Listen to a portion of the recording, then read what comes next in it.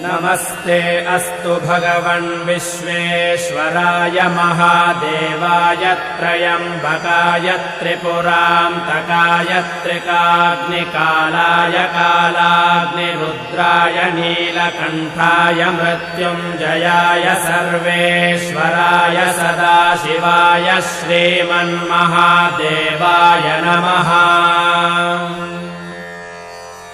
नमो हिरण्यबाहवे सेनान्ये दिशां च पतये नमो नमो वृक्षेभ्यो हरिकेशेभ्यः पशूनां पतये नमो नमः सस्पिञ्जराय द्विषीमते पथीनां पतये नमो नमो बभ्रुषाय विव्याधिनेन्नानां